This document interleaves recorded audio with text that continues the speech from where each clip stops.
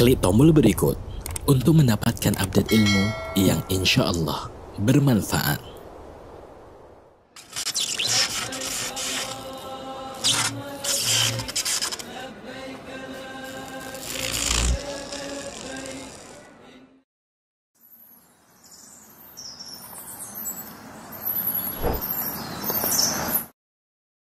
Assalamualaikum warahmatullahi wabarakatuh.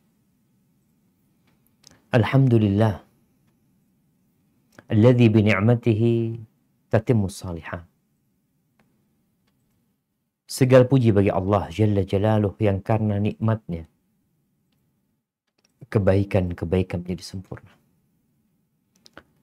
Yang karena rahmatnya Allah masih memberikan kesempatan kepada kita untuk bertobat, untuk beristighfar, untuk menambah amalan kita. Hari ini tanggal 2 Sya'ban 1442 Hijri. Jangan lupa dan jangan dilalaikan bulan yang indah ini. Bulan ini bulan diangkatnya amal. Berusahalah untuk menjadikan amalan-amalan yang diangkat itu amal soleh. Dengan harapan Allah mengampuni dosa-dosa kita dan menerima amalan kita. Allahumma salli wa sallim ala nabiyyina Muhammad. Ya Allah, semoga salat dan salam senantiasa tercurahkan untuk baginda Nabi kita Muhammad alaihi salatu wassalam. Beliau manusia biasa. Beliau bukan malaikat. Namun beliau manusia spesial yang Allah berikan hidayah yang dijadikan tauladan bagi umat manusia. Bagaimana sih Nabi SAW di bulan Sya'ban? Kita udah sering dengar. Insya Allah semua udah tahu bahwa Nabi banyak-banyak puasa sunnah di bulan Sya'ban. Usahakan kita puasa Senin Kamis ya. Atau kita puasa Daud di bulan Sya'ban ini. Atau mau puasa tiap 2 hari sekali, sehari puasa, 2 hari berbuka ya. Dengan cara seperti itu, amalan kita diangkat, di dalamnya ada ibadah puasa yang kita tahu. Penentuan, pahala, hitungan buat puasa itu hanya Allah yang tahu. Semoga salat bersambung untuk keluarga beliau, untuk istri-istri beliau, untuk putra-putri beliau, dan untuk seluruh sahabat Nabi. Semoga Allah meridhai kita bersama mereka. Amma ba'd, ahibati fillah. Hari ini kita akan berbincang tentang seorang perempuan. Tapi bukan perempuan biasa. Ini perempuan Allah mendengar ucapan dia. Tatkala kita melihat banyak orang-orang ditokohkan karena peranan yang biasa-biasa aja. Apa sih perannya? Sehingga ditokohkan. Bahkan di masa kini banyak wanita-wanita yang dijadikan superhero. Lihat tuh superhero perempuan. Pasti menjual tubuh perempuan. Ada unsur itu. Menjual kecantikannya. Bukan urusan peran dia. Dan cerita-cerita fiksi. Dan manusia percaya. Penontonnya banyak. Ini menunjukkan bahwasanya kita itu hidup dalam hayalan. Innamal hayatud dunya la'ibun walahu. Udah dikasih tahu, ini film bohong loh. Iya nggak apa-apa. Padahal kita paling benci dibohongin. Tapi kenapa datang satu masa orang suka dibohong? Mereka sudah tidak tahu mau kemana dalam kehidupan. Jamaah rahimakumullah, apabila engkau seorang wanita, apa sih yang engkau inginkan sebagai wanita? Ingin seperti siapa? tokoh-tokoh superhero perempuan, ada Batman, ada Wonder Woman, ada kalau ada Superman, ada super, aduh nggak tahu super-supernya gitu. Apa sih kalau engkau wanita dari lubuk hatimu, engkau kepingin jadi apa? Perempuan itu ingin menjadi seorang ibu yang dipanggil oleh anaknya Umma. Dia ingin menjadi seorang istri yang dimuliakan oleh suaminya, yang segala kebutuhannya dipenuhin, yang dimuliakan, dihargai, dihormati. Itu perempuan. Bila dia jadi seorang anak, dia ingin menjadi anak yang diperhatikan oleh kedua orang tua. Bila dia menjadi seorang istri, dia ingin menjadi istri yang dimulakan oleh suaminya, yang diperhatikan oleh suami. Dan bila dia menjadi seorang ibu, apa yang dia inginkan? Dia ingin menjadi seorang ibu yang memiliki anak-anak yang berbakti kepada keduanya, yang menjadi penyejuk pandangan, pelipur lara. Itu yang dia inginkan. Bukan mau jadi hero tuh perempuan. Secara fitrah, kita bicara fitrah wanita. Dan Allah mengatakan walaysa dzakaru kal untha. Laki-laki nggak sama perempuan.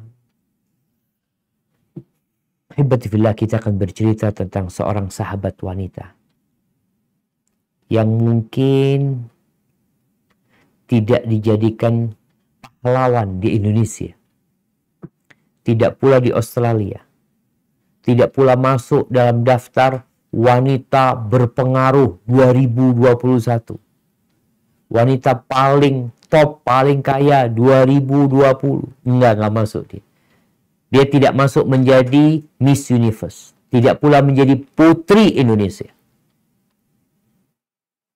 Tapi subhanallah, Allah Jalla Jalaluh mendengarkan ucapan perempuan ini. Allah dengerin. Dan Allah memberikan solusi atas masalah dia. Seperti apa perempuan ini? Kalau di negeri kita aja ada perempuan yang mungkin menulis sesuatu yang kelihatan berani, dia mengkritik, tahu-tahu masuk ke istana presiden. Dipanggil sama presiden. Ada perempuan gini, mungkin banyak followernya atau apa, mungkin juga dipanggil sama orang-orang besar, sama penguasa. Ini perempuan yang punya bumi ini, yang menerbitkan matahari dari timur, menenggelamkannya di barat, yang menghiasi langit dengan bintang-bintang yang indah, itu mendengarkan ucapan perempuan ini, dan Allah abadikan di dalam Al-Quranul Karim, yang sampai hari ini kita membacanya. Sampai ada surat namanya Al-Mujadilah. Surat perempuan yang mendebat, yang berdialog. Nama perempuan ini Khawlah bint Sa'labah atau bin Malik bin Sa'labah. Dia punya suami namanya Aus ibn Samit. Suaminya ini sepupunya sendiri. Aus bin Samit ini saudaranya Ubadah bin Samit. Apa kata Khawlah? Dia mengatakan kuntu indahu wa kana syaikhan kabiran qad sa'a khuluq. Aku itu menjadi istrinya Aus bin Malik.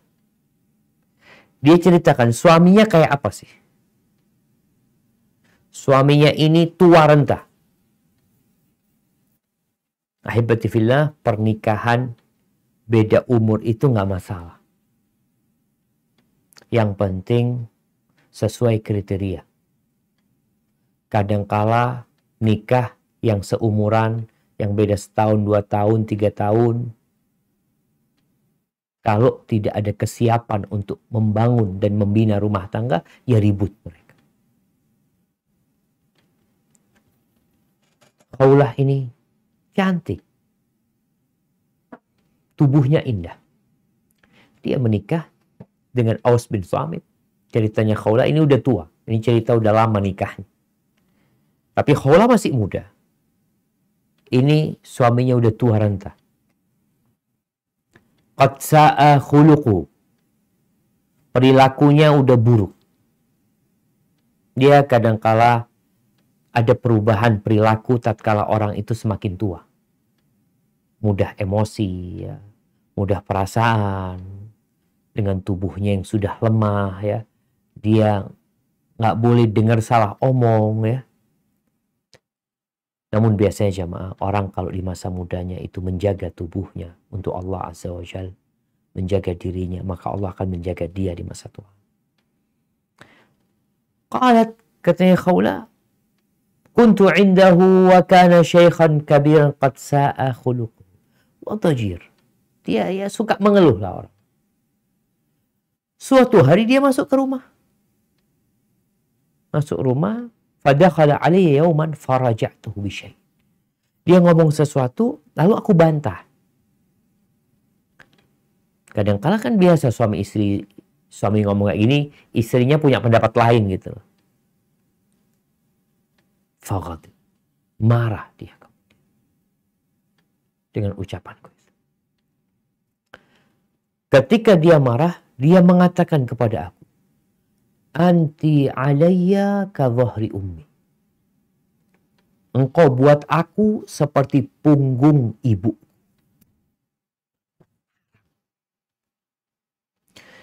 Ini dikenal dengan zihar.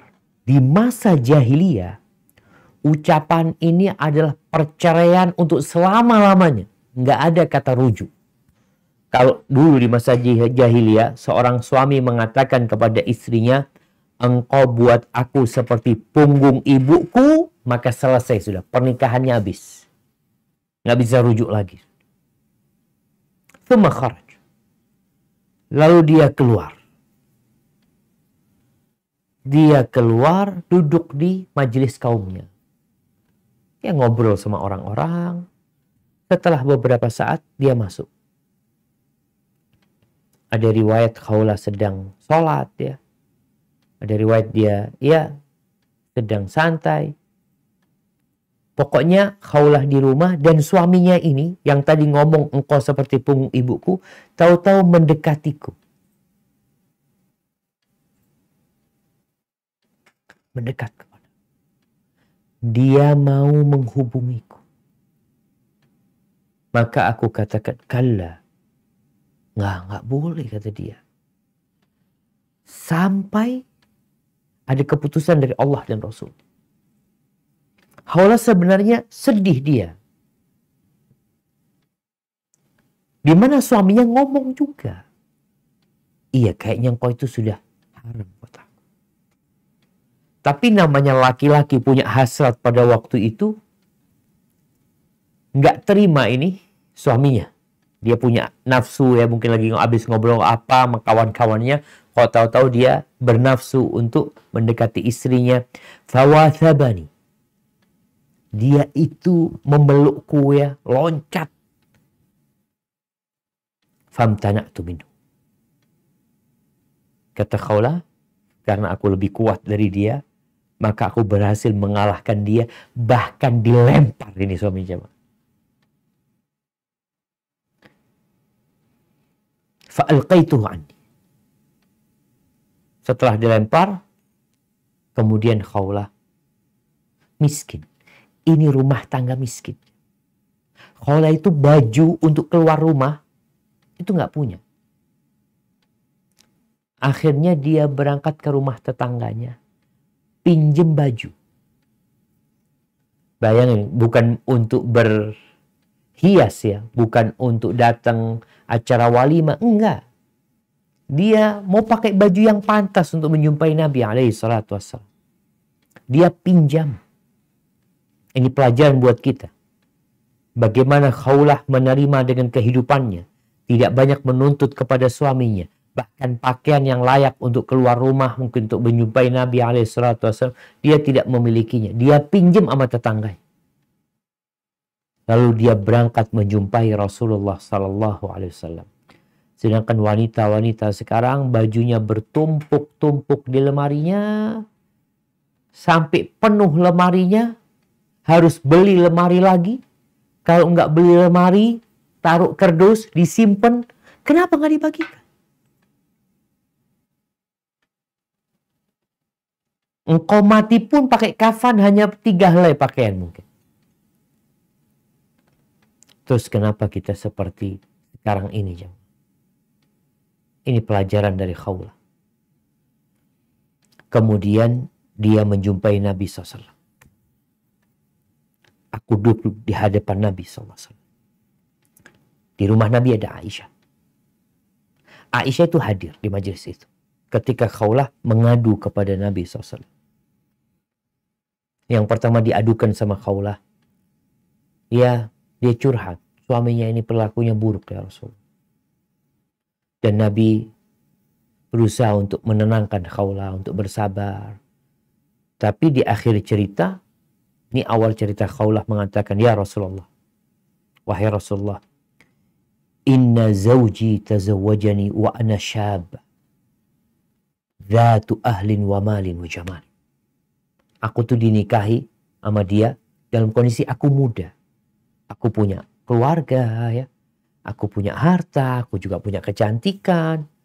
Kemudian ketika aku sudah tua. Wa nathara batni.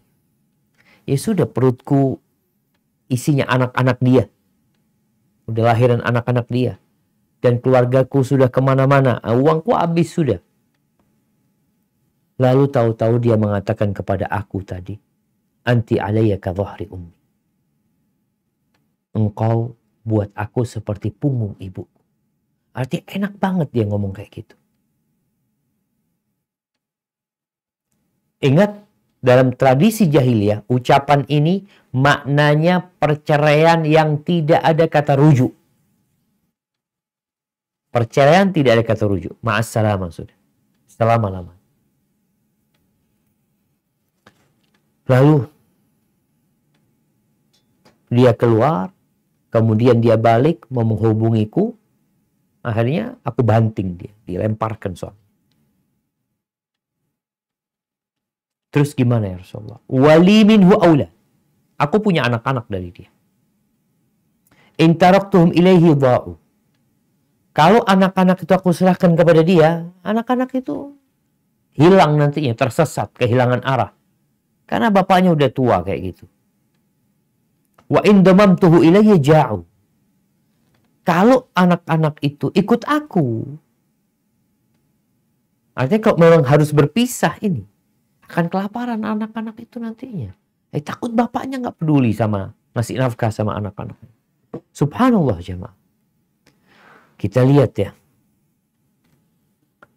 bagaimana ungkapan perempuan ini ketika curhat. Dia menjelaskan cerita dari awal sampai akhir. Di akhir cerita dia menyebutkan bagaimana seorang laki-laki. Jadi wanita sama laki-laki adalah pasangan yang serasi. Di mana lelaki Allah berikan kekuatan kepadanya. Allah perintahkan dia untuk bekerja, mencari nafkah. Wanita Allah kasih kelebihan apa? Perasaan dan kasih sayang. Yang dengannya dia merawat anak-anaknya. Yang dengannya dia melayani suaminya. Tatkala kekuatan berkumpul sama perasaan, maka akan lahirlah keindahan. Makanya nggak bisa laki-laki itu berpisah dengan wanita, yakni hidup tanpa pendamping. Oleh karena itu Allah Azza wa Jalla ketika menciptakan Adam, wa khalaqa minha zawjaha. Ketika Khawlah mengatakan itu, Rasulullah SAW beranggapan mungkin sudah terjadi tolak, kata Nabi SAW. Udah nggak bisa lagi engkau balik. Namun Khawlah mengatakan kepada Nabi SAW, ya Rasulullah, dia tidak mengatakan cerai ya Rasulullah. Nggak ada omongan cerai. Dia mengatakan anti alayya ka dhahri ummi. Engkau seperti punggung ibuku buat aku. Ya Rasulullah, walladzi anzala alaikal. Inilah yang namanya dialog, debat yang Allah sebutkan surat Al-Mujadilah. Dia mengatakan, ya Rasulullah, demi yang menurunkan Al-Quran kepadamu. Dia tidak menyebutkan cerai. Wa innahu abu waladi. Dia itu bapak anak-anakku ya Rasulullah. Wa ahabun nas ilayya. Dan dia orang yang paling aku cinta. Udah gak ada siapa-siapa lagi ya Khawlah ini. Ada suaminya. Dengan segala kekurangannya, Khawlah melihat kepada kelebihan. Nabi mengatakan kepada Khawlah, harumat alaih. Harumti alaih. Kok kayaknya sudah haram buat dia. Khawlah, iya. Sambil menyeloroh dia mengatakan, ashku ilallah faqati wa wahdati. Aku mengadu kepada Allah ya. Kebutuhanku, kefakiranku, kesendirianku, qattalat suhbati. Sudah lama aku berdampingan sama dia. Wa nafattu lahu batni ya Rasulullah, perutku ini isinya anak-anak dia. Nabi kembali mengatakan kepada Khawlah, ma arak illa qad hurimti alaih. Aku melihat kayaknya udah haram kau buat dia. Walam umar fi sya'niki bisyai. Dan belum ada. Aku belum diperintahkan untuk memutuskan sesuatu dalam urusanmu ini. Tapi kalau bicara yang ada ucapan itu, ya cerai udah.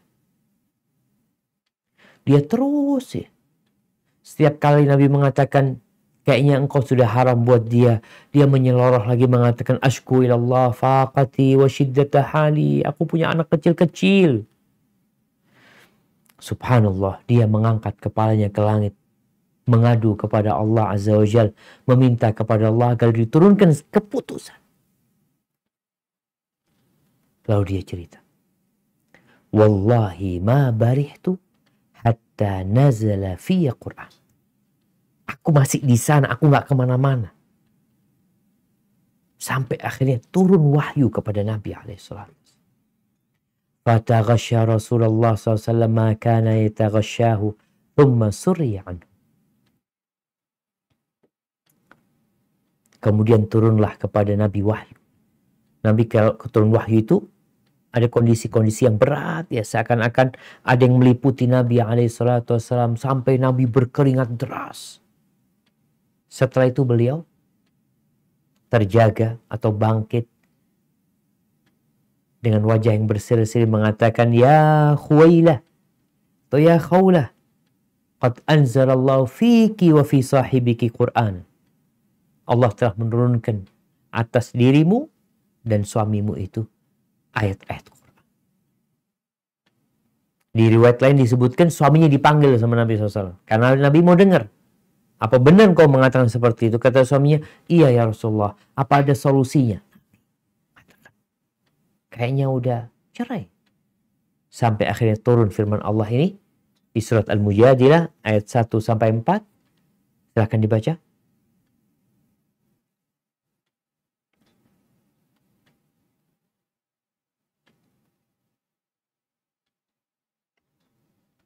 أعوذ بالله من الشيطان الرجيم بسم الله الرحمن الرحيم قد سمع الله قول التي تجادلك في زوجها وتشتكي إلى الله والله يسمع تحاوركما إن الله سميع بصير الذين يظاهرون من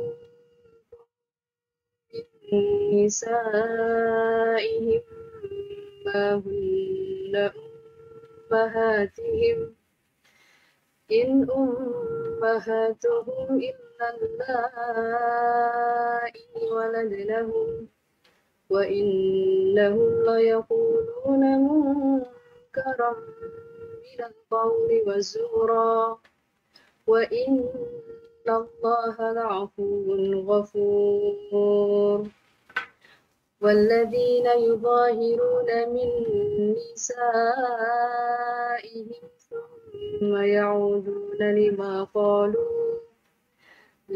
قالوا فتحرير رقبة من قبل أن يتماسا ذلكم توعظون به والله بما تعملون خبير فمن لم يجد فصيام شهرين متتابعين من قبل أن يتماسا فمن لم يستطع فإطعام 60 مسكينا ذلك لتؤمنوا بالله ورسوله وتلك حدود الله وللكافرين عذاب أليم.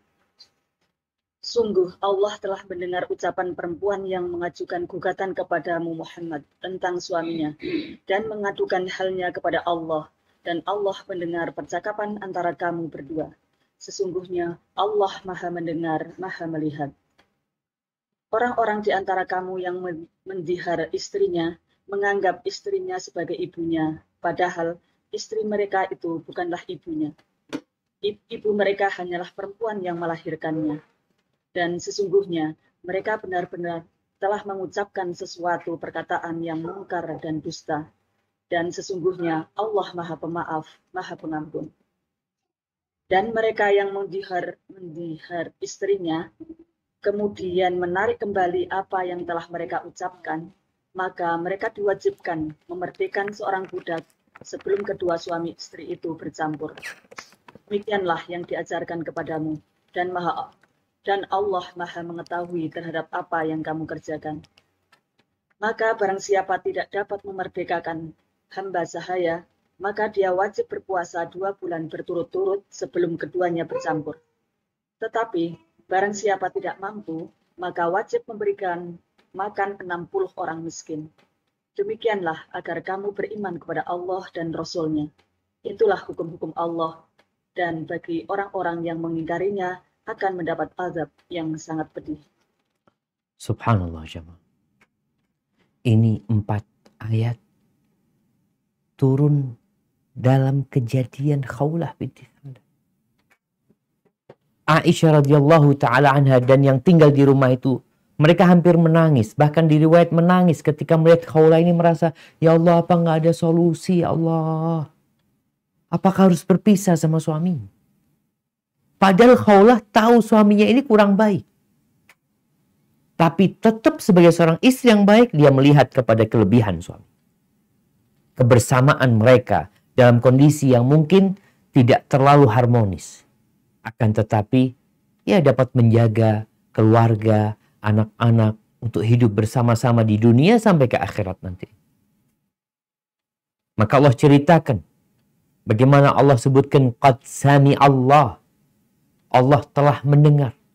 Allah dengar. Maka Aisyah radhiyallahu taala anha mengatakan subhana man wasi'a sam'uhul aswat. Maha suci Allah yang pendengarannya meliputin semua suara. Aisyah yang di rumah itu nggak dengar semuanya. Bagaimana Allah yang berada di atas arasy-Nya, Allah mendengar ucapan. Dia mendebat Nabi SAW urusan suaminya. Seperti cerita tadi. Dan dia mengadu kepada Allah. Dia minta solusi sama Allah Subhanahu wa ta'ala.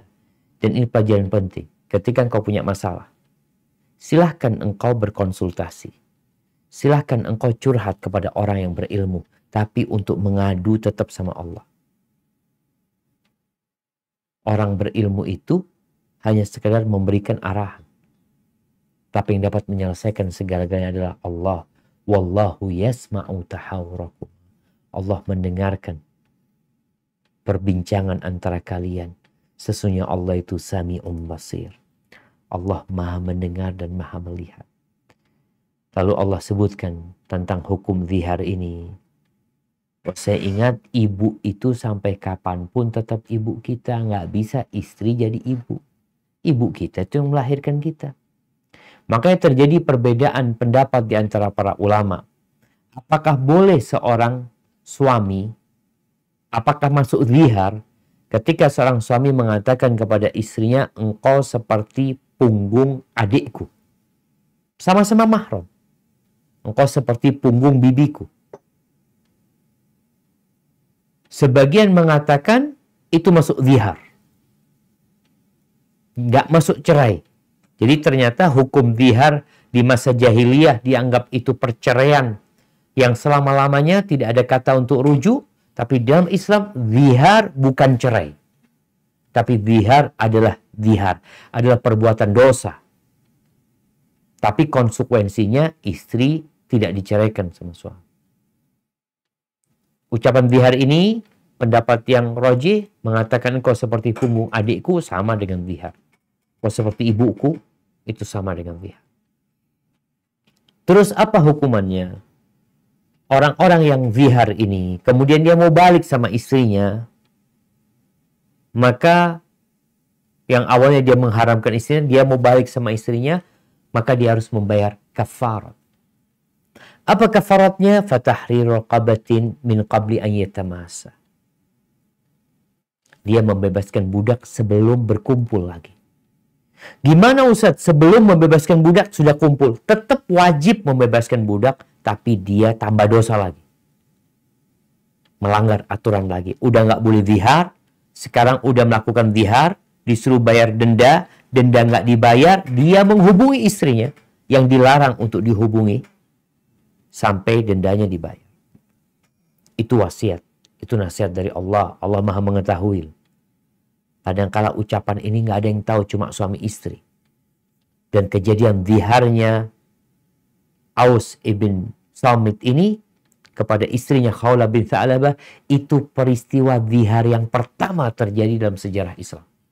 Sebelumnya di jahiliyah biasa. Tapi di sejarah Islam ini menjadi peristiwa pertama yang kemudian Allah memberikan keputusan hukumannya tidak seperti tradisi jahiliyah yang mengatakan itu cerai selama-lamanya. Yang pertama ucapan itu ucapan yang buruk yang nggak pantas diucapkan. Kemudian yang nggak dapat gimana? Orang miskin nggak punya harta, mau membebaskan budak nggak bisa, atau budaknya nggak ada seperti di zaman sekarang. Maka Allah Azza wa Jalla mengatakan, "Faman lam yajid," barang siapa yang tidak mendapati uang untuk membebaskan budak, atau dia tidak punya budak yang bisa dibebaskan, fa'asiyamu syahraini mutatabi'ain. Puasa 2 bulan berturut-turut.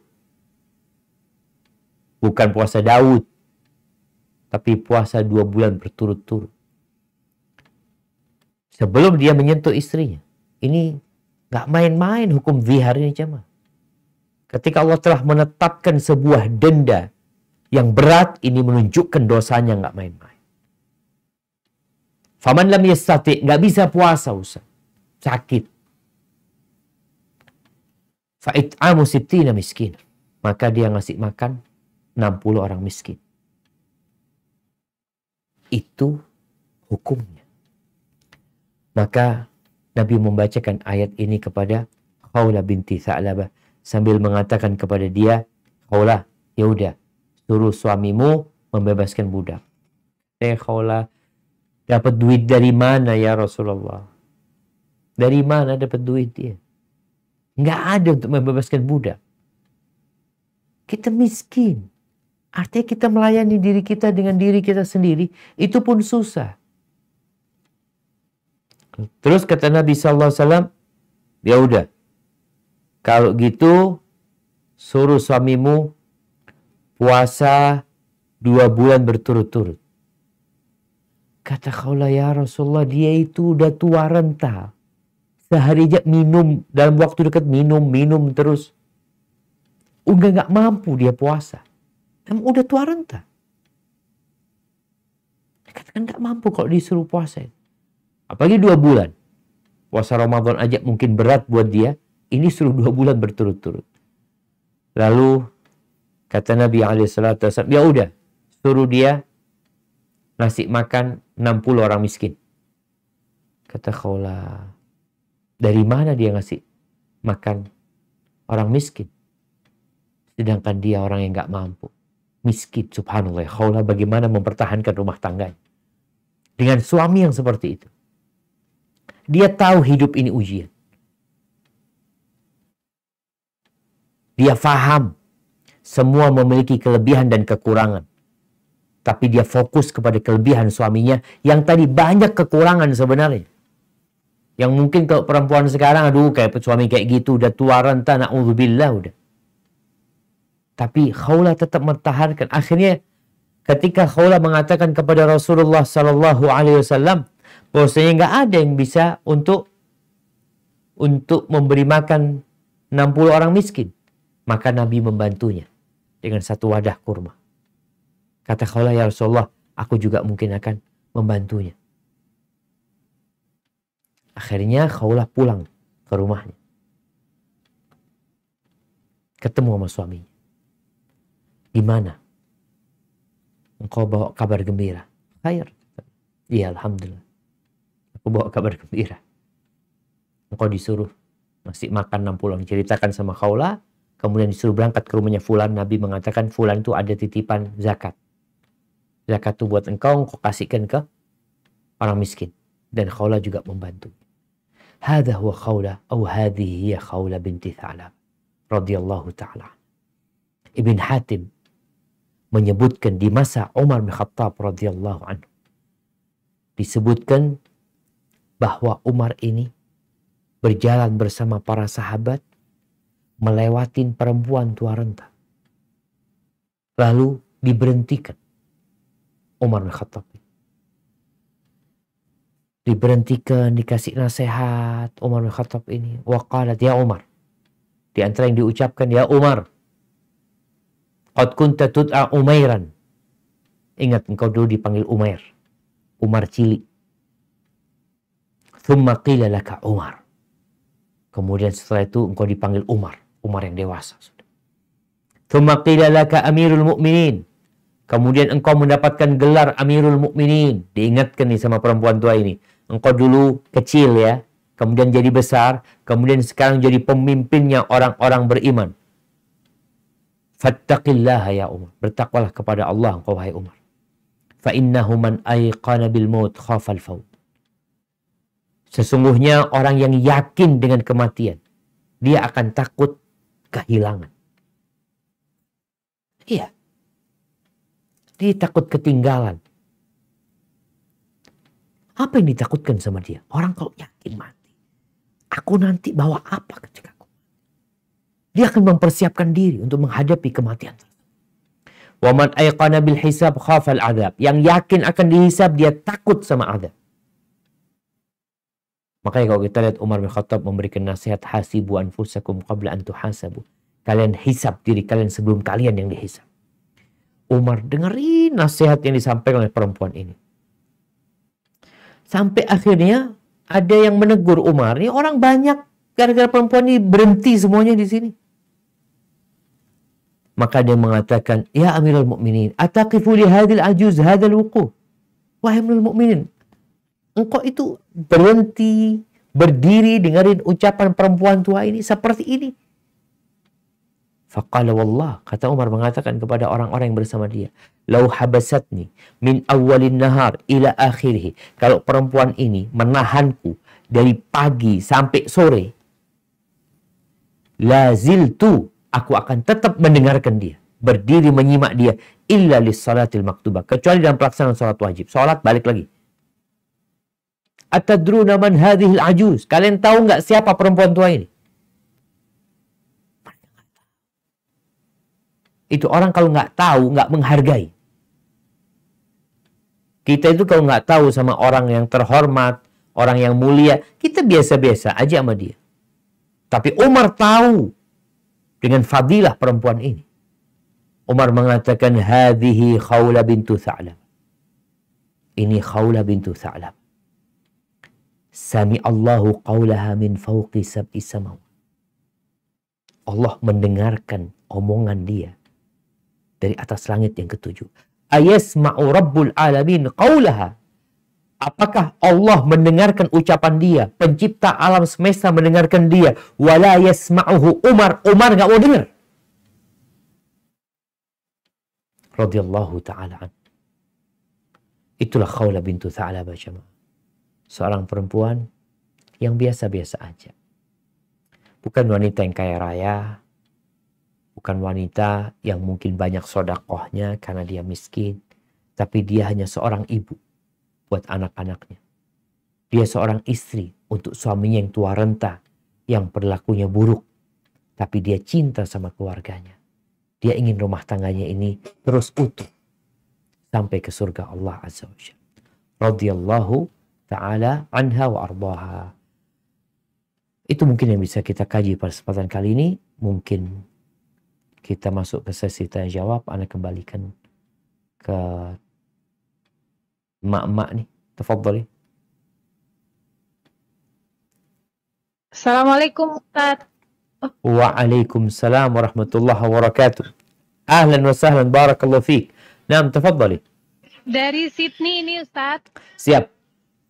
Ada pertanyaan mengenai fidyah untuk orang yang sudah tidak bisa berpuasa karena udzur gitu ya Ustaz. Nah. Di sini kan harusnya kasih ke fakir miskin gitu Ustaz. Di sini kan susah, nggak adanya organisasi gitu Ustaz.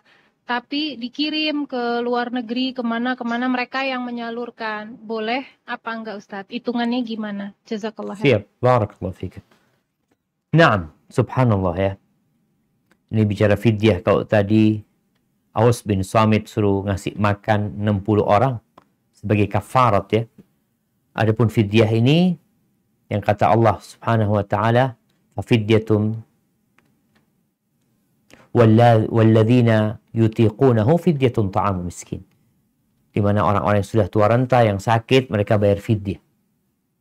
Baik, bayar fidyahnya ke orang miskin. Kalau nggak ada orang miskin di sana, maka Anda rasa lebih baik kalau anti punya kenalan di Indonesia, itu mungkin lebih utama daripada diberikan ke organisasi. Karena organisasi mungkin banyak ya. Dia dapat banyak fidyah ini itu, dia harus nyebarkan kemana-mana. Tapi karena anti orang Indonesia, mungkin ada kerabat, orang mungkin kenalan, mungkin saya telepon, Anda transfer duit, tolong belikan makanan. Sesuai dengan jumlah harinya. Dan bicara fidyah ini, boleh fidyah itu, pendapat yang lebih kuat, fidyah itu boleh dikumpulkan ke satu orang. Makanya dalam 30 hari nggak puasa, dihitung. Kalau satu harinya dihitung setengah sok. Setengah sok anggap 1,5 kilo atau 1,4 kilo. Dihitung buat 1 bulan, berikan ke satu keluarga miskin. Bisa seperti itu. Atau dibelikan matangnya. Belikan matangnya, dan ini mungkin kalau bicara beli matang ini, lihat kondisi orangnya. Ada orang-orang yang lebih bermanfaat buat dia dikasih mentahan. Karena lebih banyak, dia bisa mengelolanya. Kadang-kala di bulan Ramadan itu, atau ketika banyak orang bayar fidyah, satu orang dapat 3 bungkus makan, 4 bungkus makan, seperti ada sedekah Jumat itu yang biasa dilakukan oleh emak-emak. Kadang-kala satu orang itu dapat 3 bungkus, 4 bungkus, karena itu makanan mateng. Jadi, ya dia perutnya hanya cukup 1 gitu loh. Karena mentah itu lebih utama, cuma kalau beras, Syekh bin Utsaimin rahimahullah ta'ala menganjurkan kalau engkau kasih beras, tolong dikasih lauknya. Beliin minyaknya, beliin telurnya, sehingga dia bisa masak di rumah. Hadza wallahu a'lam bissawab. Assalamualaikum warahmatullahi wabarakatuh. Pertanyaan dari Waalaikumsalam warahmatullahi wabarakatuh. Ahlan wa sahlan. Naam, barakallahu fiik. Ahlan bik. Bagaimana caranya mengqadha sholat dan puasa yang ditinggalkan di masa lalu? Misalnya waktu remaja dan juga karena kurangnya ilmu. Terus kalau jumlahnya nggak ingat, bagaimana cara menghitungnya? Terus kalau mengqadha sholat, apakah dikerjakan sebelum sholat sunat? Seperti sholat 5 waktu, ada sholat sunat sebelum dan sesudah. Mana duluan sunatnya atau qadhanya? Jazakallahu khairan. Nah, barakallahu fiik. Ahibati fillah. Berkaitan dengan orang yang meninggalkan sholat dengan sengaja. Orang yang meninggalkan puasa dengan sengaja. Apakah orang itu punya kesempatan mengganti sholat dan puasanya? Maka hal ini termasuk masalah yang diperselisihkan oleh para ulama. Pendapat pertama mengatakan dia wajib mengqadha sholatnya. Dia wajib mengqadha puasanya. Kalau dia nggak sholat selama 10 tahun, maka diwajibkan bagi dia untuk mengqadha puasa sholatnya selama 10 tahun. Pelaksanaannya bisa jadi kalau dia mau katakan bebas sebenarnya. Karena ini sholat sudah keluar waktunya. Sehingga kalau bicara apakah diterima, Allah itu nggak nerima sholat yang di luar waktu. Jadi yang ada pengqadaan sholat itu sekedar ya sudah kita melaksanakan ini karena kita punya utang. Diterima apa enggak ya semoga Allah menerima. Sehingga untuk pelaksanaannya bebas-bebas aja. Mau sebelum qobliyah, mau sesudah qobliyah. Karena ini sholat 10 tahun yang lalu. Ini sholat 20 tahun yang lalu. Ini pendapat yang mewajibkan untuk mengqadha. Puasa juga seperti itu. Yang berpendapat wajib mengqadhanya, ya dia ganti sudah. Bagaimana kalau lupa bilangannya? Ya sudah, dikira-kira. Kalau dikatakan mungkin anak dari umur 17 sampai umur 25 anak nggak sholat, anak nggak puasa. Maka pendapat yang mewajibkan dikira-kira. Wallahu a'lam bishawab. Ana melihat pendapat yang lebih kuat itu nggak wajib dia mengqadha. Dia wajib bertobat. Dan nggak bisa diganti, udah keluar waktunya. Yang qadhanya diterima itu orang yang lupa, sama orang yang ketiduran. Itu qadhanya diterima. Dan wajib dia mengqadha. Adapun yang dia ya dahulu mungkin banyak dosa, nggak sholat, nggak puasa. Apa yang harus dilakukan? Dia harus bertobat dengan taubatan nasuha dan memperbanyak ibadah-ibadah sunnah. Sholat gimana Ustaz? Ya perbanyak sholat sunnah. Yang itu, yang wajib udah selesai. Engkau itu dosa udah. Orang sholat zuhur habis maghrib karena dia main bola, dia abaikan. Diterima sholat? Nggak diterima. Yang penting anak sholat, nanti sholat. Nggak diterima sama Allah SWT. Apa yang dilakukan? Tobat, minta ampun sama Allah SWT. Jadi, pendapat yang kedua mengatakan bahwasanya dia diwajibkan untuk memperbanyak amalan sunnah. Memperbanyak sholat sunnah, memperbanyak puasa sunnah. Karena kelak pada hari kiamat yang awal dihisab adalah sholat. Kalau ternyata sholatnya kurang, maka Allah Azza wa Jalla akan mengatakan kepada malaikat-malaikatnya, hallahu min tatawwu'. Dia punya enggak sholat-sholat yang sunnah? Kalau punya, maka sholat-sholat itu akan digabungkan kepada sholat wajib yang kurang tadi. Tapi yang jelas dengan bertobat kepada Allah, semoga Allah menghapuskan dosa-dosa. Hada wallahu a'lam bishawab. Assalamualaikum warahmatullahi wabarakatuh, Ustaz. Waalaikumsalam warahmatullahi wabarakatuh. Ini kami dari Canberra. Ada pertanyaan, apakah sholat sunnah boleh dilakukan di luar waktunya jika ada uzur syar'i? Dan sholat sunnah apa sajakah itu? Apakah termasuk sholat tarawih juga? Jazakallah khair, Ustaz. Na'am, barakallahu fikum. Ahibati fillah. Bicara salat ya, Allah mengatakan inna salata kanat 'alal mu'minina kitaban mawquta. Salat itu adalah kewajiban yang sudah ditetapkan buat orang-orang beriman. Ini salat wajib. Subuh, zuhur, asar, maghrib, isya. Waktunya sudah ketahuan. Baik, pertanyaan tentang salat sunnah, Ustaz. Apakah boleh salat sunnah itu diqadha? Diqadha itu dilaksanakan tidak di waktunya. Boleh. Berdasarkan beberapa hadis Nabi SAW dan perbuatan Rasulullah SAW. Namun, sholat sunnah apa aja yang boleh diqadha? Sholat sunnah yang memang orang ini rutin mengamalkannya. Jadi, dia rutin mengamalkannya karena ada masalah, ada sebab, kemudian dia nggak bisa tuh sholat. Seperti qobliyah subuh. Qobliyah subuh nih, kadangkala orang ketiduran, tahu-tahu ke masjid sudah qomat. Dia kehilangan, padahal dia tiap hari qobliyah subuh. Hari itu dia terlambat. Bukan hari itu dia pertama sholat qobliyah subuh, enggak.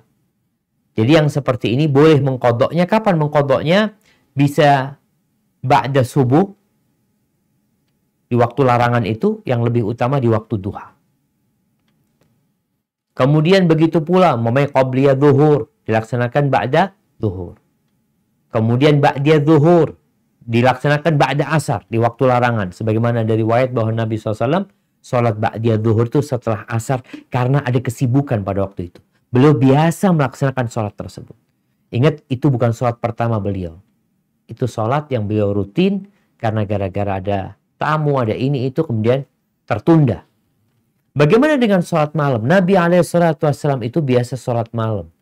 Pernah beliau nggak sholat malam, beliau menggantikannya di waktu duha. Yang biasanya sholat malam itu witir, beliau gantikan di waktu duha secara syafa, secara genap. Jadi kalau bicara apakah sholat duha atau sholat tarawih bisa diganti ya. Ada orang momennya, anak semalam itu nggak bisa sholat tarawih, nggak bisa sholat tahajud. Padahal anak biasanya rutin, ya boleh digantikan di waktu duha, tapi dengan genap. Tidak dengan ganjil. Hadza wallahu a'lam bishawab.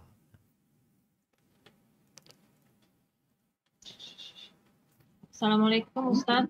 Waalaikumsalam warahmatullahi wabarakatuh. Naam, tafadhali. Ya, titipan pertanyaan dari Jabar. Assalamualaikum Ustaz. Semoga Ustaz, tim dan umat muslim selalu dilindungi dengan Allah.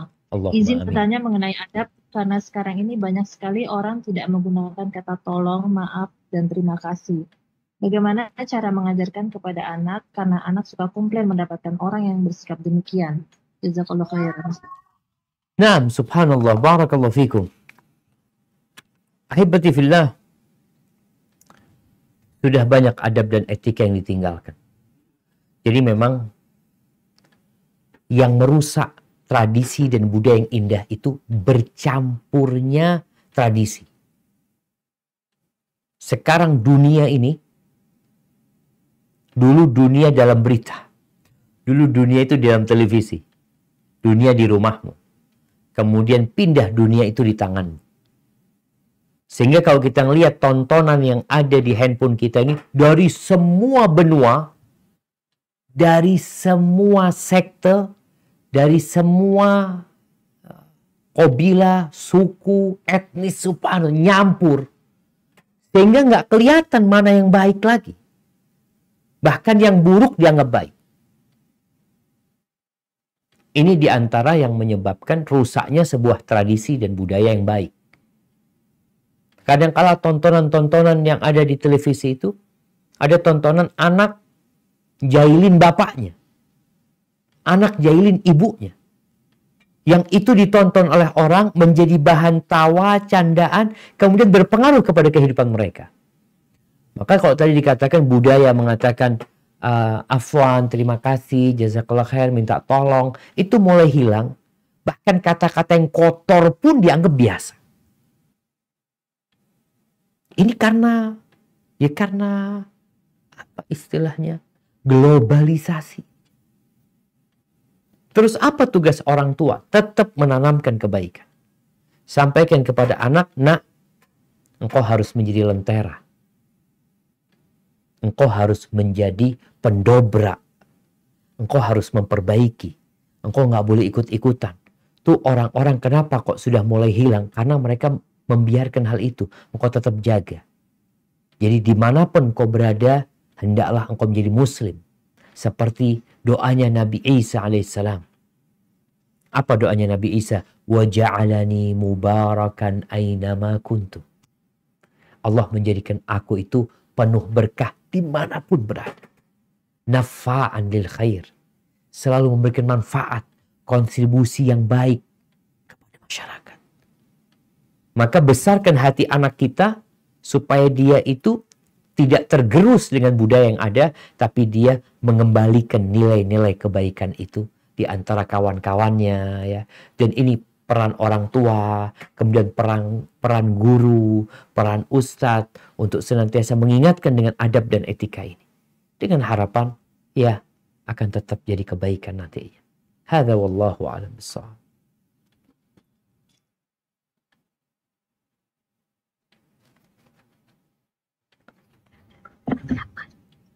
Assalamualaikum Ustaz.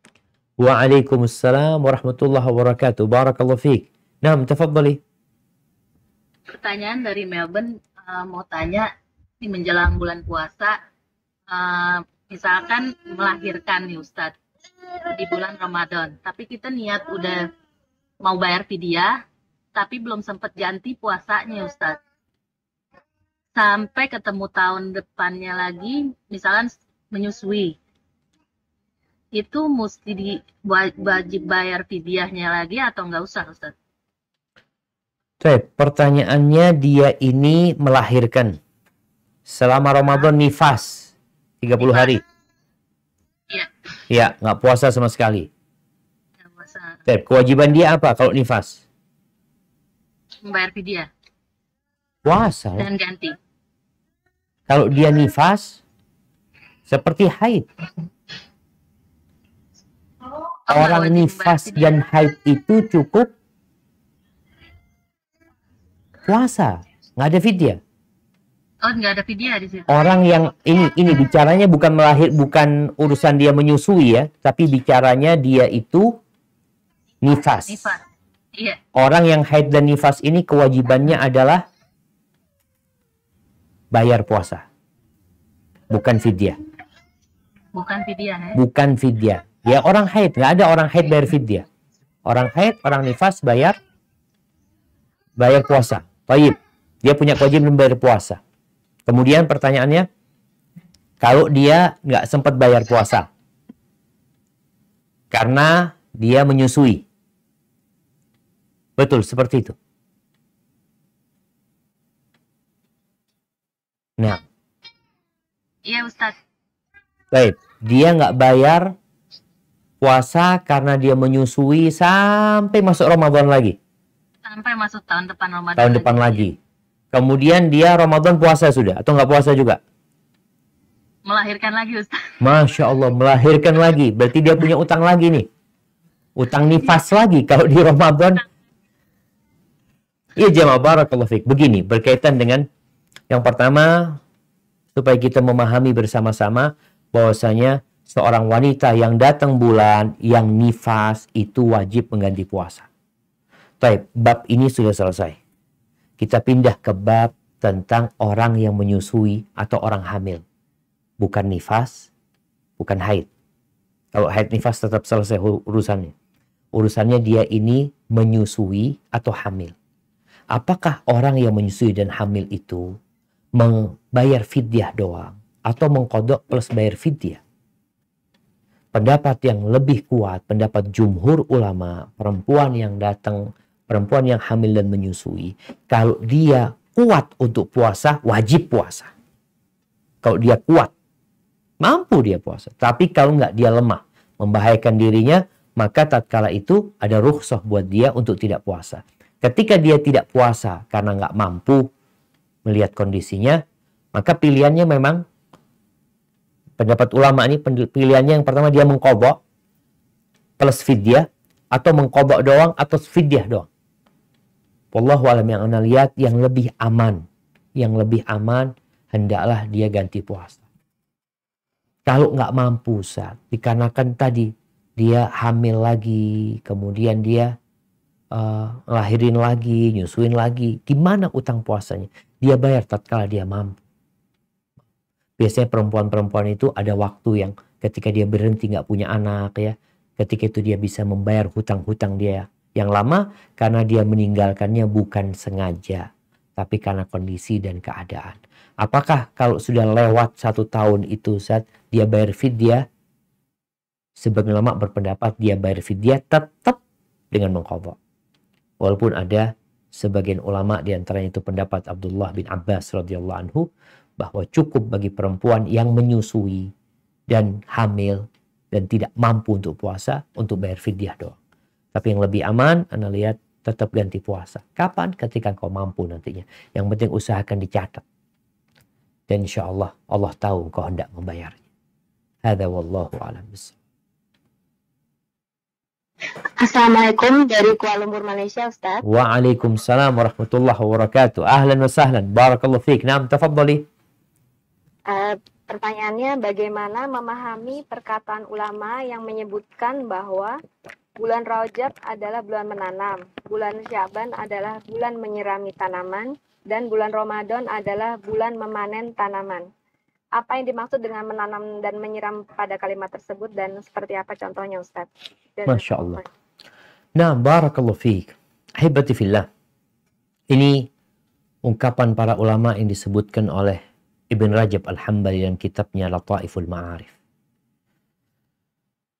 Ramadan ini puncak, di mana kita tahu keutamaan bulan Ramadan. Bulan diturunkannya Al-Quranul Karim. Bagaimana Rasulullah SAW ketika masuk bulan Ramadan. Beliau semangat tidak seperti semangat di bulan-bulan lain.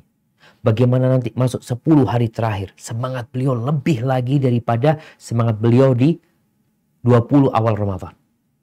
Baik. Semangat ini mulainya di bulan Rajab. Artinya bulan Rajab ini bulan menanam kebaikan. Artinya karena bulan ini bulan haram, kita jaga diri kita, jauh hindarkan dari dosa. Mulai kita menjaga diri dari perbuatan-perbuatan maksiat. Mulai kita memperbanyak amal ketaatan. Di bulan Rajab. Masuk bulan Sya'ban, dikencengin lagi sama puasa. Kalau bulan Rajab kan tidak ada puasa Rajab. Puasa seperti bulan-bulan biasanya. Tapi di bulan Sya'ban dikencengin lagi. Kalau tadi udah ditanam kebaikan-kebaikannya sudah mulai ada. Mulai ngajian Ustaz, alhamdulillah. Kalau mungkin ada puasa, puasa seperti bulan-bulan lainnya. Mungkin dia punya bacaan Quran. Di bulan Sya'ban ini disiramin. Yang awalnya kecil kebaikannya, dengan disiram dipupuk dia menjadi lebih banyak. Tadi bacaan Qurannya lebih banyak. Salat sunnahnya lebih banyak.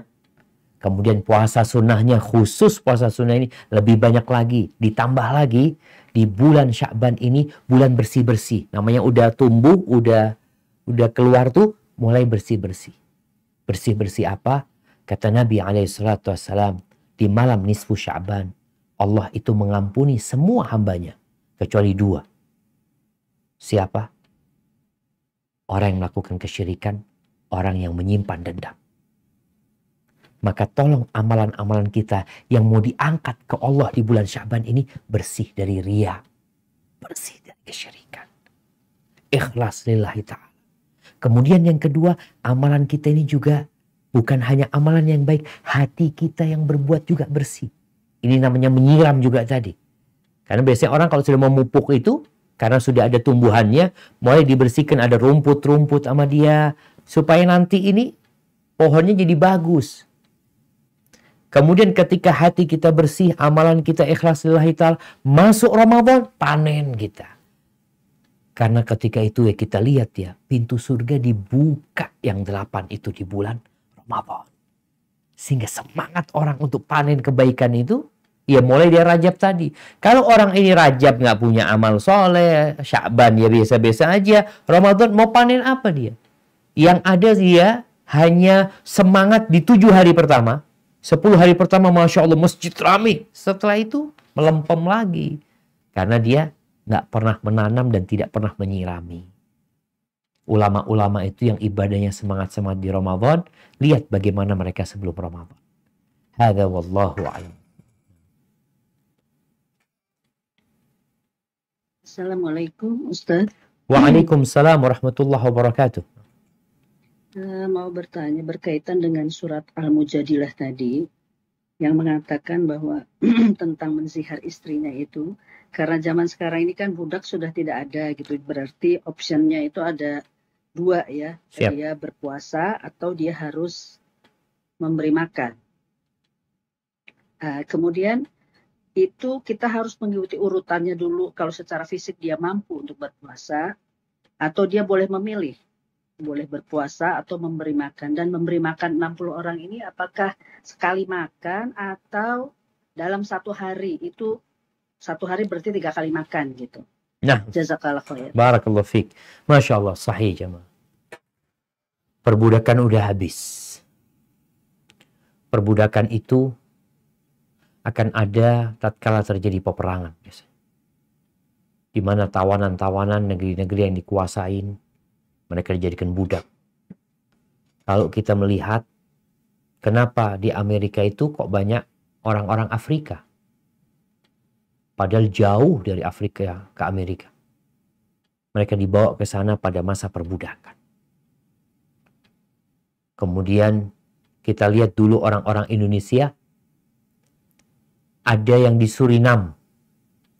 Bisa pindah ke sana kita.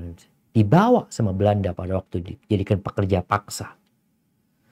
Alhamdulillah, Islam berusaha untuk memerdekakan manusia dari perbudakan. Sehingga ada banyak amalan-amalan di mana kafarohnya itu membebaskan budak ya. Salah satu yang berkaitan dengan zihar ini. Baik. Kalau kita membaca ayatnya, Allah menyebutkan di ayat keempat.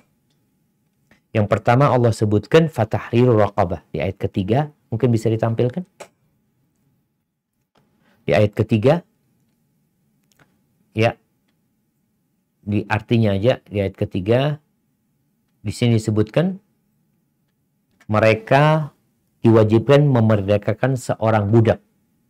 Baik, ini wajib. Kemudian di ayat yang keempat, apa kata Allah? Faman lam yajid, maka barang siapa tidak dapat memerdekakan hamba sahaya, maka wajib berpuasa 2 bulan berturut-turut. Artinya ada urutannya. Kemudian setelah itu, tetapi barang siapa tidak mampu. Jadi, yang pertama, budak.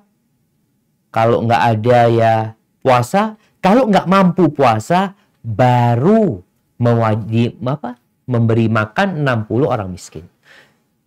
Jadi, kalau melihat susunan ayat ini, maka harus tertib, bukan milih. Oh, aku mau ngasih makan 60 orang miskin. Tunggu dulu.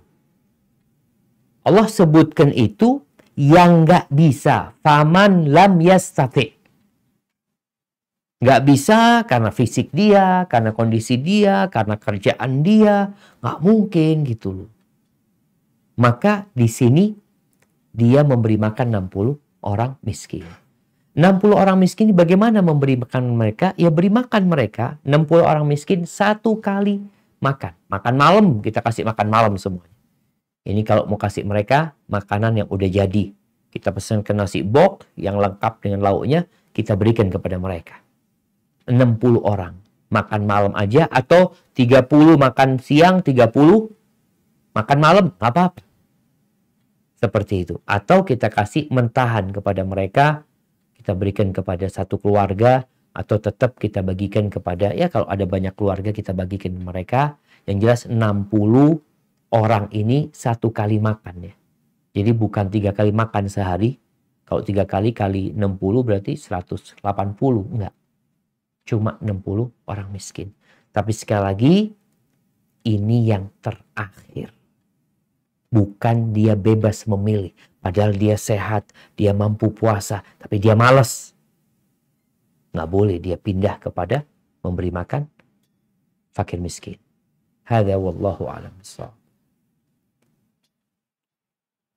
Assalamualaikum Ustaz. Waalaikumsalam warahmatullahi wabarakatuh. Balik kemana kita? Ke Sydney lagi Sydney. Ustaz, putaran kedua. Baik, tafadhali. Iya. Ustaz, soal talak Ustaz, jadi ada kejadian di sini suami istri, tapi suaminya nggak ngomong talak ke istrinya, tapi lewat syekh Ustaz. Tiba-tiba syekhnya yang datang ke rumah, nyampein ke istrinya, suami kamu sudah menceraikan kamu. Itu hukumnya gimana? Terus katanya betul kalau lewat syekh berarti sudah talak 3. Apa betul itu Ustaz? Masya Allah. Barakallahu fiik. Ya jemaah. Ucapan talak ini seperti yang kita sudah fahami bersama. Seriusnya serius, candanya serius. Ucapan talak ini bisa jadi dikatakan oleh seorang laki-laki di depan orang lain. Tanpa istrinya ada. Dia mengatakan kepada sahibnya, "Syuf, ana ceraikan istri ana." Padahal dia gurau, datuk. Jadi ucapan itu nggak boleh main-main. Maka kalau dikatakan orang itu menyampaikannya kepada seorang syekh atau kepada kawannya atau kepada mertuanya atau kepada siapapun dia sampaikan, aku menceraikan istriku, istrinya dia yang dia ceraikan, maka talak itu jatuh. Kalau bicara jatuhnya berapa, ya jatuhnya 1. Kembali kepada permasalahan, apakah kalau suami mengatakan aku ceraikan istriku 3, jatuhnya 3 atau 1? Ini ada khilaf di antara para ulama, tapi pendapat yang lebih kuat, seorang yang mengatakan kepada istrinya, aku ceraikan kau 3 kali, aku ceraikan kau 1.000.000 kali, tetap jatuhnya 1. Jadi kalau dia cuma mungkin tadi yang sampaikan, bisa jadi syekhnya ini berpendapat bahwasanya suaminya sudah mengatakan, aku ceraikan istriku, aku ceraikan istriku, aku ceraikan istriku. Aku ceraikan istriku 3 kali. Maka tatkala dia mengatakan itu, maka sebagian ulama berpendapat jatuh cerai 3. Sehingga kalau syekhnya yang datang menyampaikan itu, mungkin dia berpendapat yang talak 3 dalam satu majelis itu jatuh 3. Maka jadi 3 jatuhnya kalau menurut pendapat sebagian ulama tadi. Jadi kalau dikatakan talak di depan syekh, di depan siapa, itu sebenarnya tetap jatuh 1. Hanya saja kalau dia mengulang-ulangi ucapan cerai itu yang memungkinkan menurut pendapat sebagian ulama cerainya jatuh 3.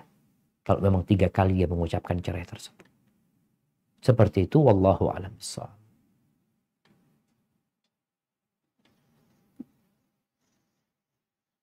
Assalamualaikum Ustaz. Waalaikumsalam warahmatullahi wabarakatuh. Brisbane. Naam, tafadhali. Saya mau bertanya tentang pembayaran fidyah untuk ini, pertanyaannya untuk ibu saya. Ibu saya sudah wafat. Meninggalnya itu karena melahirkan adik saya yang terakhir kan. Ibu itu selama hidup saya melihat dia itu tiap tahun selalu hamil juga sampai anak terakhir. Dan saya sekarang tadi mendengar mungkin ada beberapa ibu yang belum membayar puasanya gitu loh. Jadi bolehkah saya membayarkan Pak Ustaz? Nah, barakallahu fikum. Hibati billah. Yang pertama kita berhusnudzan. Kita berbaik sangka sama orang tua kita. Mereka sudah membayar utang mereka ya.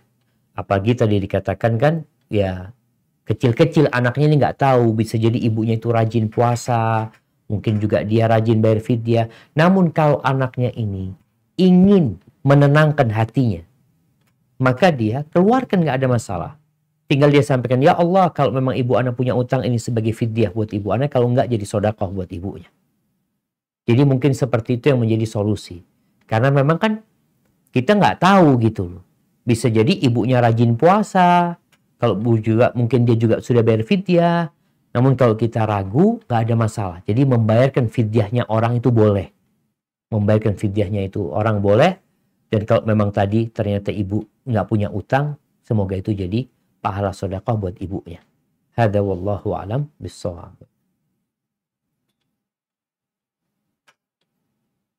Assalamualaikum warahmatullahi wabarakatuh, Ustaz. Waalaikumsalam warahmatullahi wabarakatuh. Naam, tafadhal. Ini dari Canberra, Ustaz. Siap. Mohon penjelasannya, Ustaz, mengenai hukum makan. Memberi makan hanya kepada orang bertakwa. Apakah hal ini berlaku hanya pada jamuan makan, misalnya walimah? Lalu bagaimana jika anak-anak saya mengundang teman sekolah atau kuliah untuk kelompok dan saya menyediakan makan untuk mereka daripada mereka yang pergi ke rumah temannya? Jazakallahu khair. Masya Allah, barakallahu fiik. Iya jemaah, ini kalau bicara kita memberi makan, maka kita beri makan kepada semua orang yang membutuhkan makanan. Namun memang kita ini berbagi, usahakan yang kita berikan itu manfaat. Kalau kita kasih makan orang jahat, dia makan, tenaga yang dia dapatkan, energi yang dia hasilkan dari makanan itu untuk kemaksiatan kadang-kadang. Tapi kalau kita berikan makanan kepada orang yang bertakwa, energi yang dia dapat dari makanan kita itu dia gunakan untuk sholat, dia gunakan untuk bertakwa kepada Allah. Tentunya manfaatnya lebih besar. Atau kita kasih makanan kepada orang yang tidak bertakwa supaya dia bertakwa. Itu ada niat lain di balik itu. Kemudian bicara ngundang makan orang. Ketika bicara walimah, maka Nabi SAW mengatakan syarut ta'am ta'amul walimah. Seburuk-buruknya makanan, makanan walimah. Kenapa? Yang diundang orang kaya, yang miskin tidak diundang. Berarti tidak bicara ketakwaan aja, tapi bicara bagaimana majelis itu jadi berkah dengan datangnya orang-orang miskin. Yang ketiga, ini berkaitan dengan orang makan di rumah kita. Rasulullah SAW berpesan, mengatakan, la tusahib illa mu'minan. Janganlah engkau berkawan, bersahabat, kecuali dengan orang yang beriman. Wala ya'kul ta'amaka illa taqi. Dan jangan makan makananmu kecuali orang bertakwa. Ini bicara orang makan di rumah kita.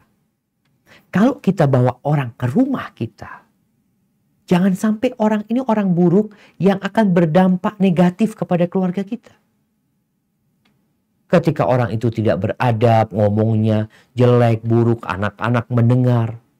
Karena orang kalau sudah masuk ke rumah kita ini, ya mungkin kalau rumahnya besar, dia berada di tempat yang tidak berinteraksi sama keluarganya, mungkin aman-aman aja. Tapi biasanya orang kalau sudah masuk ke rumah kita, makan di rumah kita, itu sudah kawan dekat kita biasanya. Ini bukan tamu ya. Kalau tamu lain lagi, kita punya kewajiban memuliakan tamu. Tapi ini berkaitan dengan orang, ya kawan, dengan sahabat. Nah, kalau pertanyaannya tadi, bagaimana dengan kawan-kawan anak kita, daripada dia di luar, asan di rumah, nggak ada masalah insya Allah. Artinya kita ini anjuran dari Nabi SAW. Dan semoga dengan mereka makan di rumah kita, kita kasih makanan yang halal. Hanya saja kalau bisa orang tua ini kasih adab dan etika buat mereka. Ketika di rumah, adabnya seperti ini. Itu insya Allah akan lebih baik buat mereka. Hadza wallahu a'lam bishawab. Assalamualaikum Ustaz. Waalaikumsalam warahmatullahi wabarakatuh. Pertanyaan dari Pert lagi. Siap. Assalamualaikum Ustaz. Mau tanya mengenai zakat mal. Siap. Bisakah zakat mal itu diberikan kepada keluarga terdekat seperti kakak atau adik atau keponakan yang masih membutuhkannya, Ustaz? Masih kurang mampu. Siap.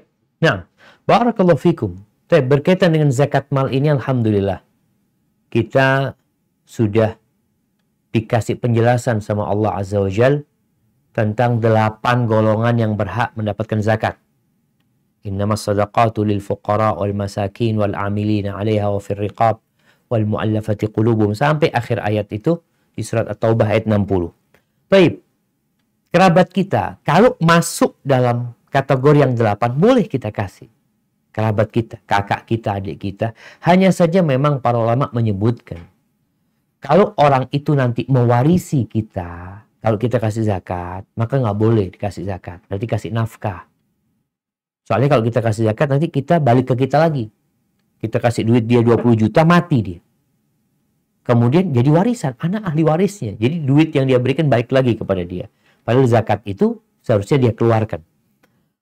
Jadi kalau kerabat kita itu orang-orang yang tidak mewaris, yang kita tidak mewarisi mereka, insya Allah aman, kasih kepada mereka. Bicara orang tua, para ulama membicarakan, bolehkah anak kasih zakat kepada orang tuanya? Kalau kebutuhan nafkahnya nggak boleh. Anak wajib menanggung. Tapi kalau ternyata orang tuanya ini punya utang, yang bukan urusan nafkah. Kalau untuk kehidupan, alhamdulillah anaknya menanggung. Terus gimana dengan utang ayah? Bolehkah dibayarkan dari zakat anaknya? Sebagian ulama mengatakan diperbolehkan karena uang itu akan hilang gitu, tidak balik ke bapaknya sebenarnya uang itu untuk melunasi hutang-hutang bapaknya. Walaupun lebih baik ya anaknya yang menanggung hutangnya, zakatnya diberikan kepada orang lain yang memerlukan. Jadi intinya kalau kerabat kita itu kita tidak mewarisi dia, maka insya Allah aman kita berikan zakat kepada mereka. Hadza wallahu a'lam bishawab. Assalamualaikum Ustaz, ini ada titipan pertanyaan. Wabarakatuh. Nah, tafadhali. Kalau kita menceritakan kisah orang lain tanpa menyebutkan nama, meskipun dalam hati kita tahu siapa yang sedang kita bicarakan, apa itu termasuk ghibah? Baik. Yang tahu ini yang menceritakan, tapi yang dengar nggak tahu. Tidak tahu ya. Siap. Ya hanya kita yang tahu yang menceritakan. Yang bercerita gitu kan. Nah. Ya, ahibati fillah, yang pertama, dengan cara seperti itu, orang nggak tahu siapa yang diomongin. Tapi Anda tahu apa maksudnya. Ini nggak masuk ghibah. Asalkan tujuannya apa menceritakan hal itu.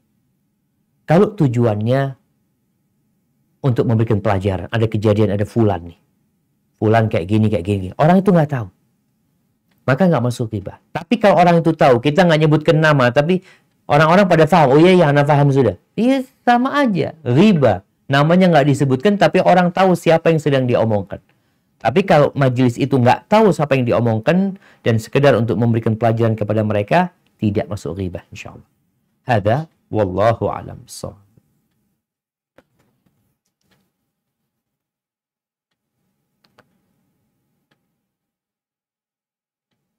Ustaz, untuk putaran ketiga masih ada waktu. Bismillah. Oke. Ini Melbourne, Kak Evi. Assalamualaikum. Waalaikumsalam warahmatullah. Naam. Kemana kita? Ke Melbourne? Iya, Melbourne, Ustaz. Tafadhali, naam. Sebentar, Ustaz. Assalamualaikum. Waalaikumsalam warahmatullahi wabarakatuh. Di sini kita di Melbourne, community ini baru buka toko barang-barang ya. Dan banyak orang yang dengar kita buka toko mau nitip barang di toko.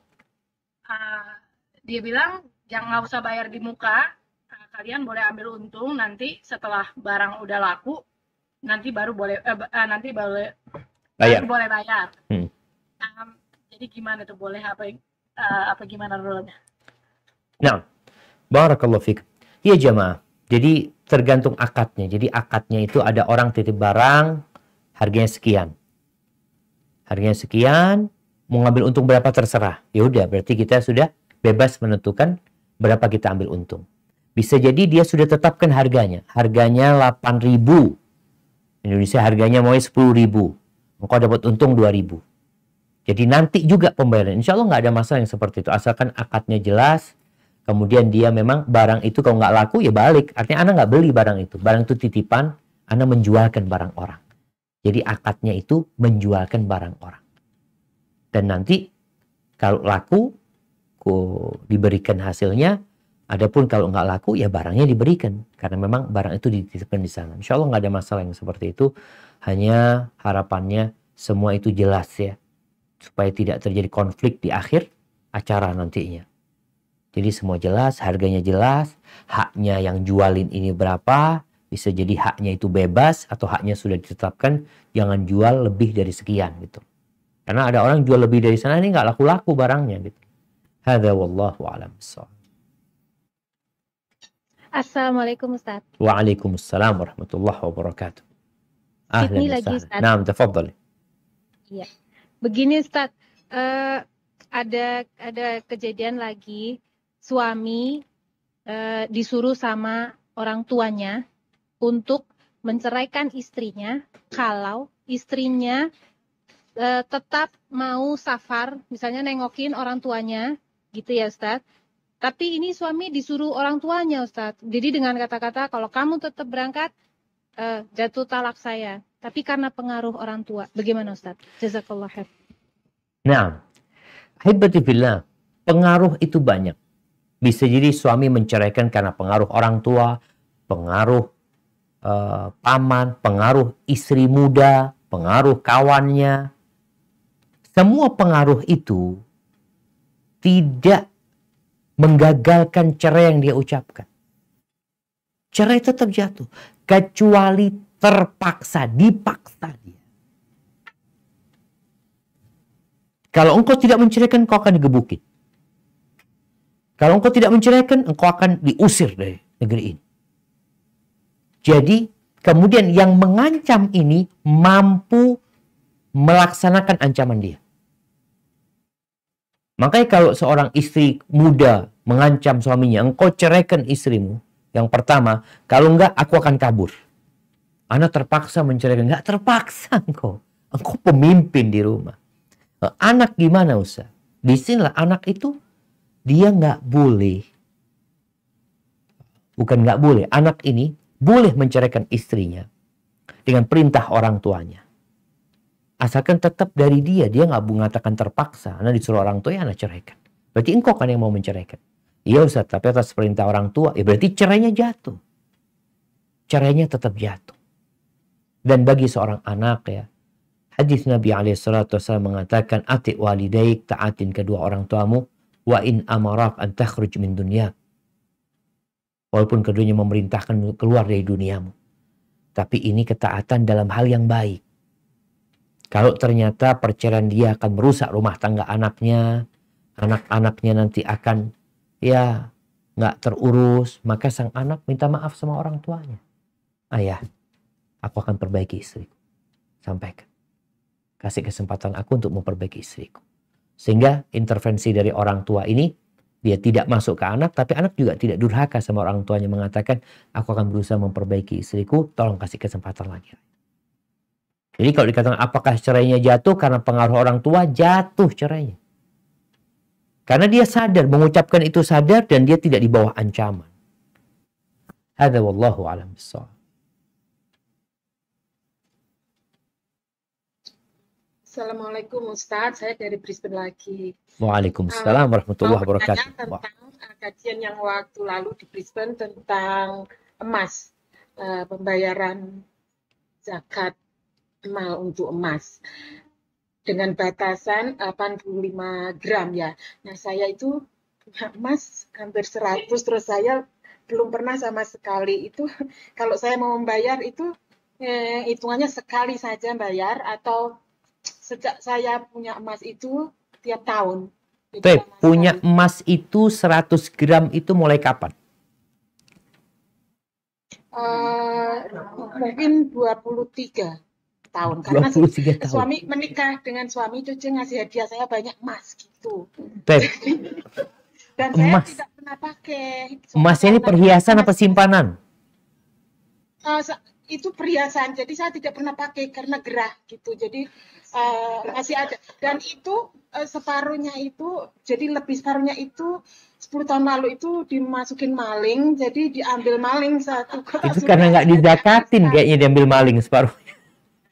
Oh, ya sudah diambil, terus saya sadar, terus saya timbangkan, sudah sisanya hampir 100 sampai sekarang itu saya lupa terus. Saya ini Masya Allah. Sebaiknya bagaimana Pak? Jadi dulunya nggak 100 gram, lebih. Ya, lebih karena yang ini setelah diambil maling sisanya saya timbang 100 Ustaz. Nah, barakallahu fiik. Subhanallah jamaah. Iya. Sebagaimana kita sampaikan bahwasanya perhiasan itu pendapat yang lebih kuat nggak ada zakatnya. Ini perhiasan orang beli emas memang untuk dipakai. Tapi ada orang beli perhiasan untuk disimpan. Maka jatuhnya simpanan. Gimana kalau simpanan itu? Maka simpanan itu wajib dizakatin bersama harta yang lainnya. Kalau tadi punya 100 gram emas, alhamdulillah. Punya duit 100 juta, zakatnya itu digabungin, dikeluarkan. Kemudian kalau dikatakan tadi Ustaz, mungkin sudah 10 tahun atau 20 tahun Ustaz dikeluarkan zakatnya. Keluarkan zakatnya. Keluarkan zakatnya tadi. Dan zakatnya itu bisa jadi dengan uang tadi ya, bukan dari emasnya. Kan ibu punya uang 100 juta, anggap kayak gitu ya. Punya emas 100 gram, digabungin. Nilainya berapa? Oh nilainya 180 juta, zakatnya dikeluarin. Tahun depan kayak gitu lagi. Tahun depan kayak gitu lagi. Jadi terus. Kalau sekarang gimana? Apakah dikeluarkan selama bertahun-tahun itu Ustaz? Kalau tetap sampai nisabnya. Ada orang kan emasnya 100 gram Ustaz. Tapi tahun lalu dikeluarkan umpamanya 2,5 gram. Tahun ini 2,5 gram. Jadi tinggal 80 gram. Tinggal dari 100 tinggal 95. 4 tahun dikeluarkan lagi anggap 2,5 gram. Tinggal 90. Kemudian tambah 1 tahun lagi atau tambah 2 tahun lagi dikeluarkan 5 gram. Berarti di bawah nisab nanti. Ketika di bawahnya nisab nggak wajib zakatnya. Tapi selama sampai nisab maka wajib dikeluarkan zakatnya. Maka nerasa buat ibu kalau memang belum dikeluarkan zakatnya, keluarkan selama bertahun-tahun itu kecuali nanti dia di bawah nisab. Ketika sampai bawah nisab maka nggak wajib dikeluarkan. Hanya saja emas ini kan digabung dengan harta yang lain ibu. Jadi mungkin emasnya tinggal 80 gram Ustaz, nggak sampai nisab. Tapi anak punya uang 20 juta tabungan, digabungin sampai ke nisab. Dikeluarkan lagi zakatnya. Dan sekali lagi jangan takut ibu.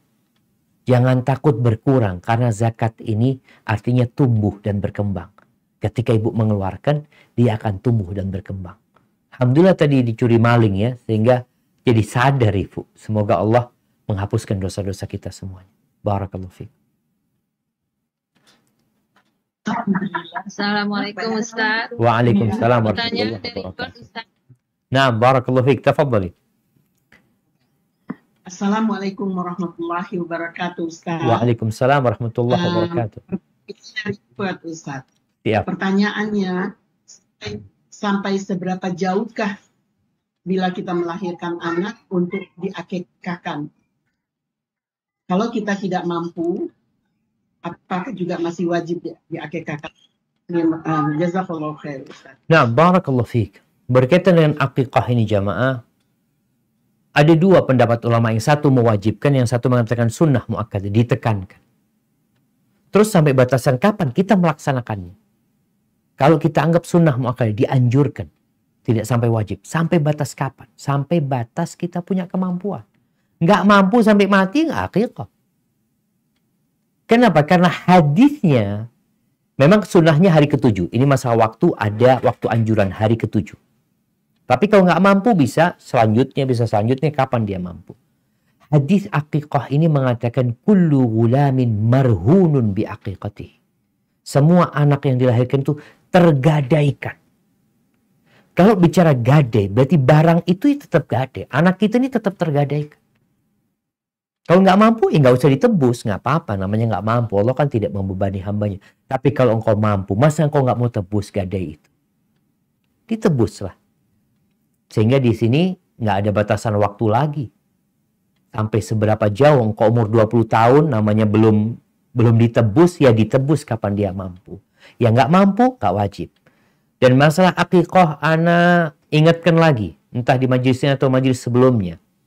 Ana ini alhamdulillah di Jember lagi mau bikin SRB Farm untuk akikah. Kenapa? Karena banyak iklan akikah itu 300 tusuk sate, nasi kebuli, nasi mandi, nasi tomat. Ini bukan akikah. Akikah itu kambing yang disembelih. Bukan nasi kebulinya, bukan bumbunya, tapi kambing yang disembelih. Seperti kurban, sama persis. Seperti daging kurban kita sembelih kambing. Kalau bicara kambing, subhanallah. Anak tanya sama yang piara kambing. Kambing akikah ada harga berapa? Ada harga 1 juta, ada 800 Ustaz. Ada harga ya naik ke atas.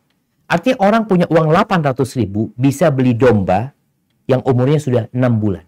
Karena untuk domba kan umurnya 6 bulan. Kalau mau kepingin yang gemuk, yang besar mungkin bisa 1.200.000.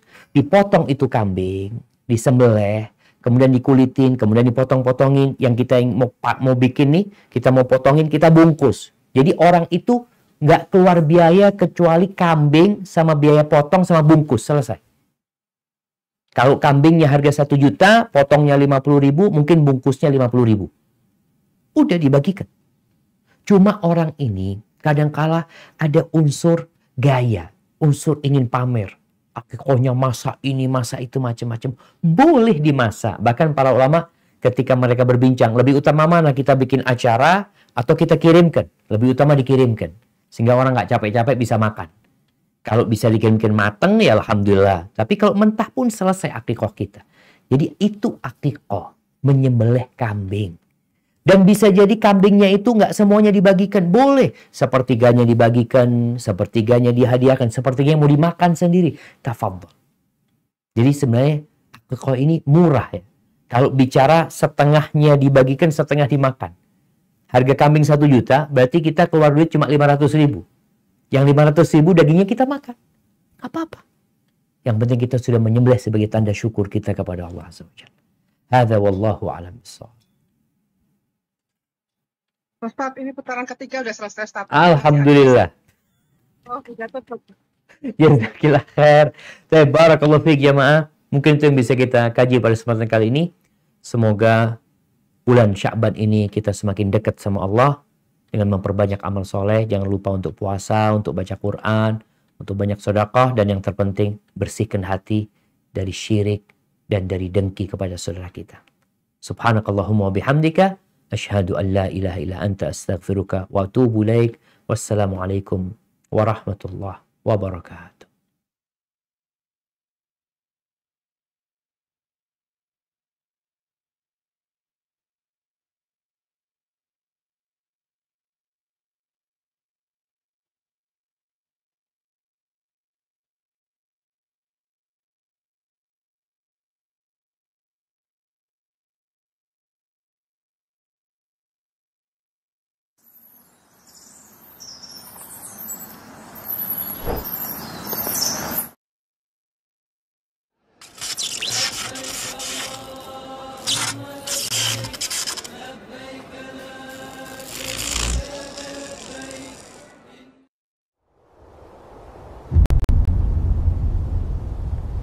Klik tombol berikut untuk mendapatkan update ilmu yang insya Allah bermanfaat.